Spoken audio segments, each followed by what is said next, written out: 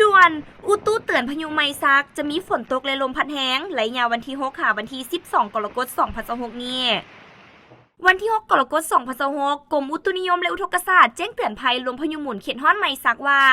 ในเวลา9 โมงเช้าของวันที่6กรกฎาคม2026พายุหมุนเขตฮ้อนไมซักหัวที่10ประจำปี2026ได้อ่อนกำลังลงกลายเป็นพายุดีเปรสชันและคาดว่าจะอ่อนกำลังลงกลายเป็นหย่อมความกดดันอากาศต่ำที่ปกคลุมอยู่ภาคใต้ของสาธารณรัฐประชาชนจีนสำหรับสาธารณรัฐประชาธิปไตยประชาชนลาวจะได้รับผลกระทบทางอ้อมจากพายุหัวนี้แต่เนื่องจากลมมรสุมตะวันตกเฉียงใต้ยังมีกำลังแรงปกคลุมอยู่ทั่วทุกภาคของประเทศลาวซึ่งยังเห็นให้มีฝนตกฟ้าห้องฟ้าเหลื่อมในระดับค่อยเป็นบริเวณกว้างในแต่ละภาคและจะมีฝนตกปานกลางหาตกหนักเพราะมีลมพัดแรงอยู่บางท้องถิ่นและจะให้มีฝนตกติดต่อกันในระยะ1 อาทิตย์ต่อหน้าแต่วันที่6ค่ะวันที่12กรกฎาคม